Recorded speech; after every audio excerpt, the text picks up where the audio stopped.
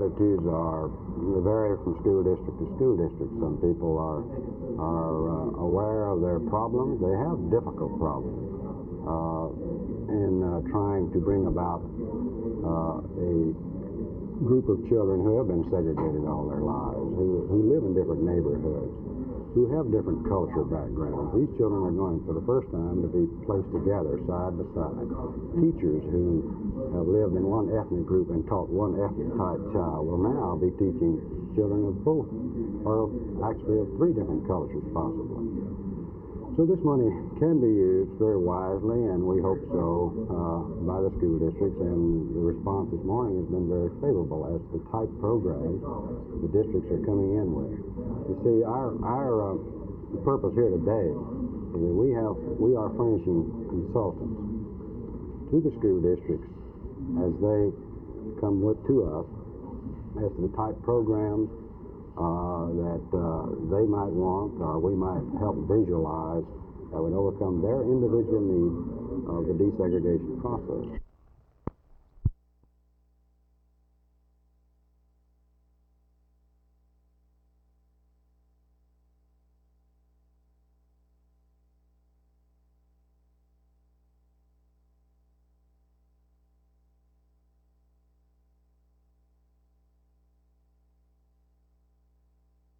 There are people here from all over this state. There are people here by their presence from beyond this state.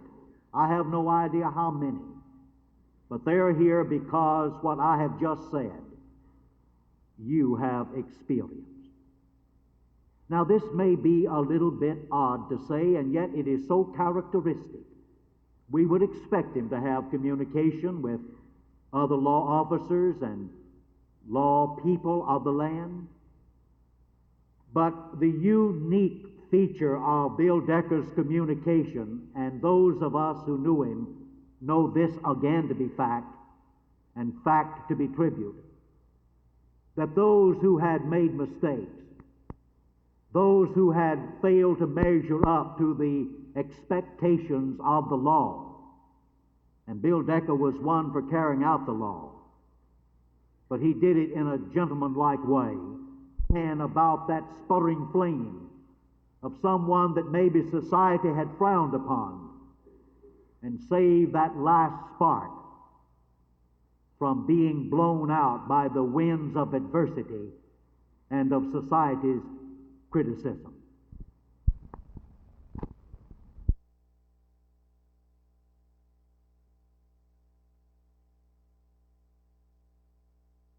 I think that we should face problems as they arise, particularly with respect to taking money out of the taxpayer's pocket while maintaining large surpluses in other accounts in the city. And then next year, we may have additional funds, such as acts of the state legislature, which might provide additional funds for us to operate the next year's budget.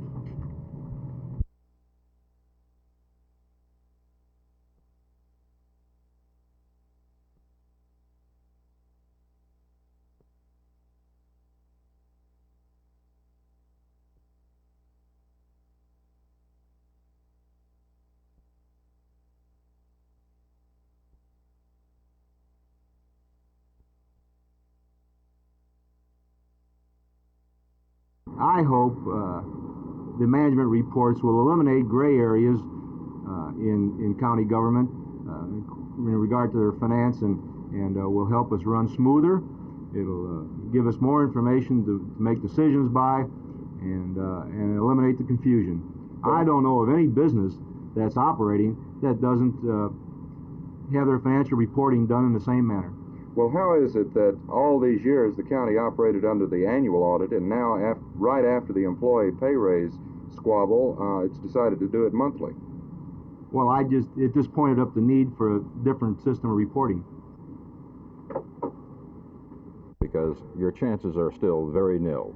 This is Carl Mayo, Channel 8 News.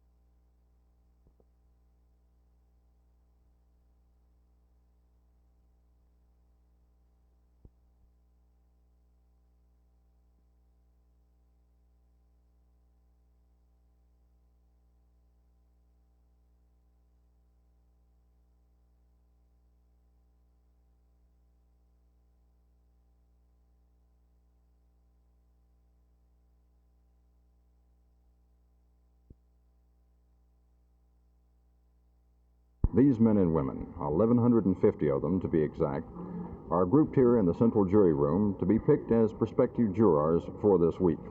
The number is not unusual, but the manner of selection is, for this is the first time that a computer has been used to get this number of people together. The computer was first started in use a few weeks back. Ads were asked or placed in the Dallas newspapers asking for prospective jurors. About 1,000 people responded, those that had not been on voter registration lists previously. However, C.A. Maxwell, who is in charge of the central jury room, says there are just a few bugs at present time, but should be worked out soon.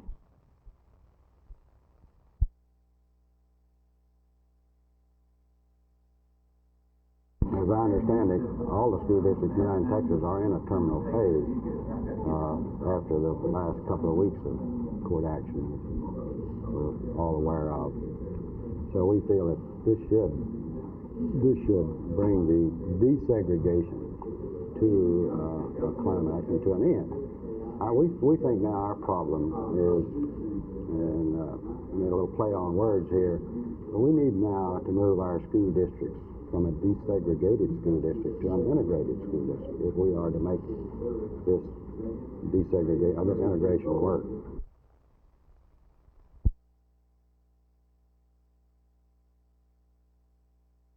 There are many people, and some of them may be here today, who had occasion by mistake or accident or by choice not to measure up to the full extent of the law. And yet Bill Decker was so considerate of them. He did not want to condemn anybody. He did not want to criticize anybody because they happened to make a mistake. Bill Decker went beyond the surface. He looked beyond the breaking of the law. He looked far beyond the lines of failure, and he found there the flickering flame of goodness in every person's heart.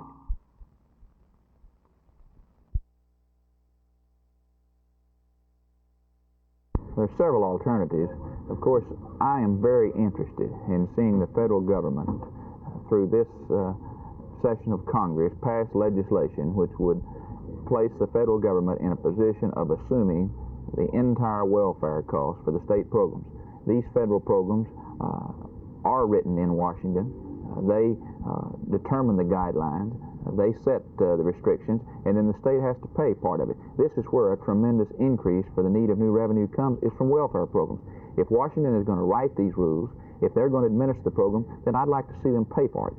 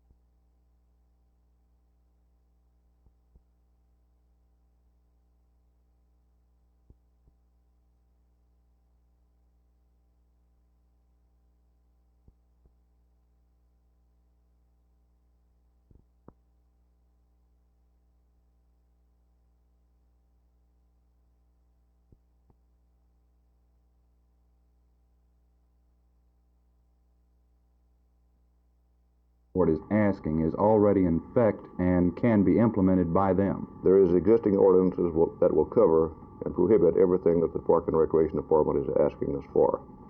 Will the city, in this case, enforce the ordinance? Yes, the city council, I'm reasonably sure, will ask the Park and Recreation Department and other agencies of law enforcement of the city of Fort Worth to enforce the existing ordinances. Have you personally received any complaints about the use of the park as a sleeping place and about loud music there?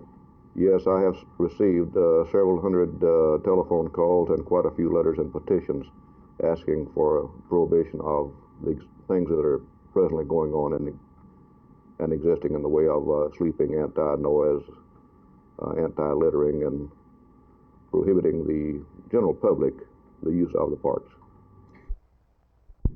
Well, I haven't talked to any of my councilmen about this. This is something that I feel is very necessary.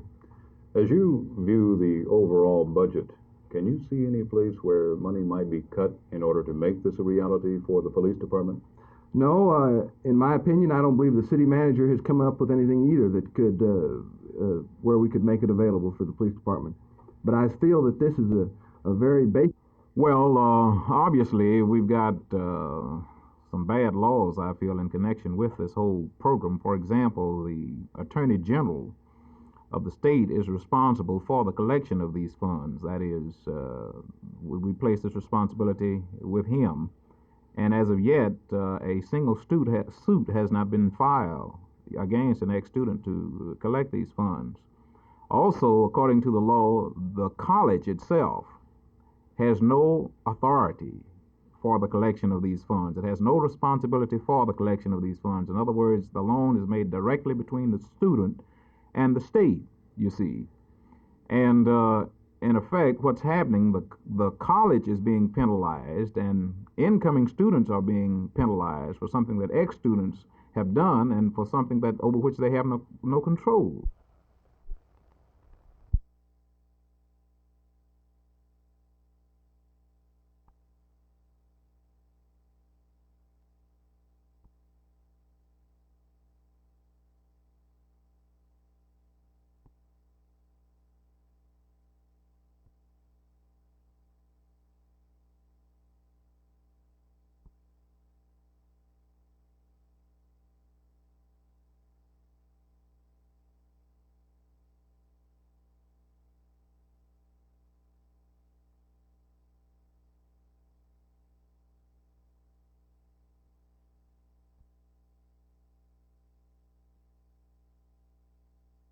Well, we have an annual scholarship award for the people who we think have done an outstanding job representing the hosts and hostesses of Six Flags Over Texas.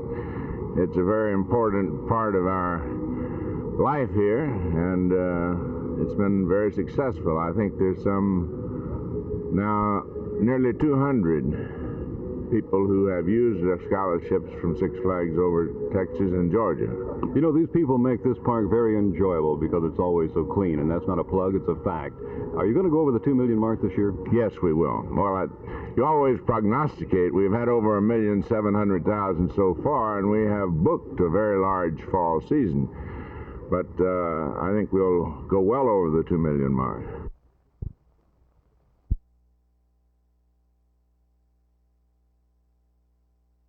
Terry, you face Sonny Moore in Dallas on Tuesday night. What do you think about your opponent? I watched Sonny fight Sonny Liston in Houston, and I was real impressed. He looked real strong, but I've been fighting regularly the last couple weeks, and I'm in great shape, and I'm looking forward to a good fight, but I'm confident I'll win it. When you say you're in good shape, Terry, 16 of your 21 fights have been won by first-round knockouts. You haven't had to go much distance. No, that's true, but at the same time, that emphasizes my punching power, and that's what I'll be trying to do Tuesday night against Sonny Moore. Now, if you hook up in a 10-round duel with him, do you think you can go the 10? It won't go 10, but if I had to, I would struggle through it. I would make it, I'm sure. I might not even have to struggle. How far do you think the fight will go? Not more than 5 rounds. And you figure it'll be a knockout for me.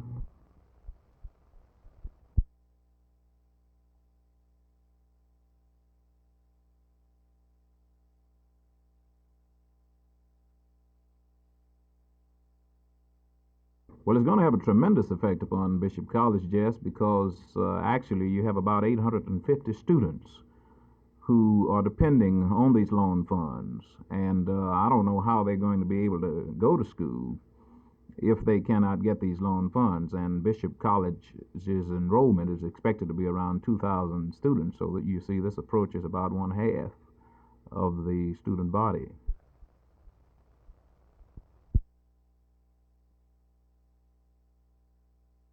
Well, Jim, I'm backing Chief Dyson in what he tells me is a very basic part of his overall program for a successful fight against crime. I feel that it's a vital part in his program, his long-range program, and I think it's something that we'll need here in Dallas for the safety of our citizens. Would you like to see Frank Dyson come back before the council and re-argue his budget? Well, Jim, as I've said in the past, I think that crime is our major concern here. We urged Chief Dyson to come before the council several months ago, and at that time he mapped out what he thought it would take to have a successful fight against crime. Now, we must give him the tools, and I think that it's up to us to go on from here.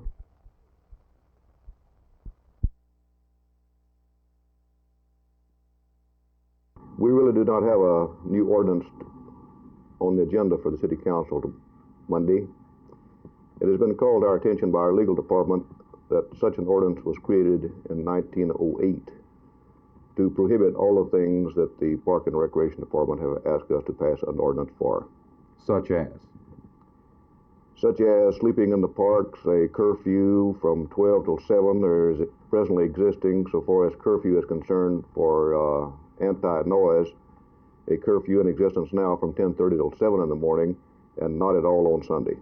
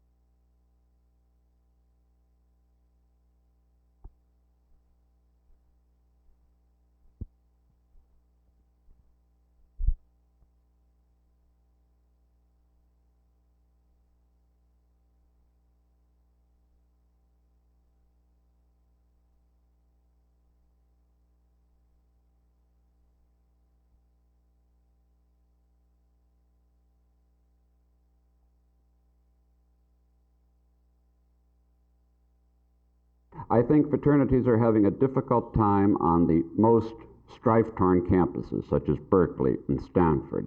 But I think there are many other campuses that we're going on to for the first time, the expanding colleges that recognize that the fraternities can be a real help to the campus, that they have a part. They help organize the social life, they work with the administration, they cooperate with the whole campus, so that the system overall isn't dying, but there are some campuses where it is faltering, to say the least.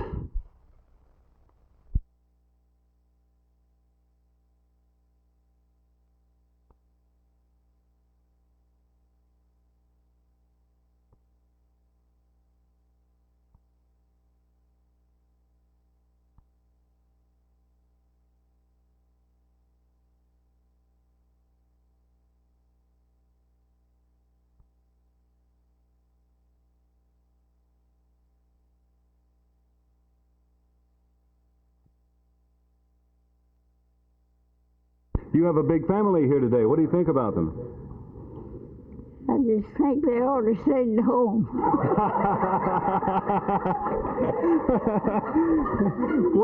I'm me one. Are you one? I see. What do you think about the young people, Mrs. Lowe? I think they're nice. No problems? Do you think the country's going to be okay? I think the country's okay. And the people in it. Do you ever watch television? I don't stoop that low. Oh, thank you.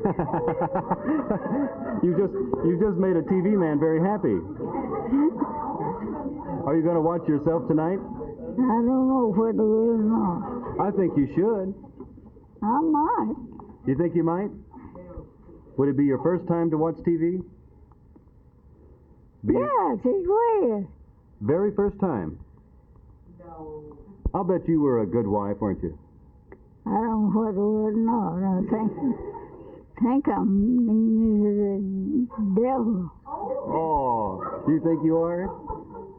Why? Why, I get mad. You do? Who do you get mad at? Anybody that aggravates me. Are you mad at me? Yeah. You are? Am I aggravating you? No.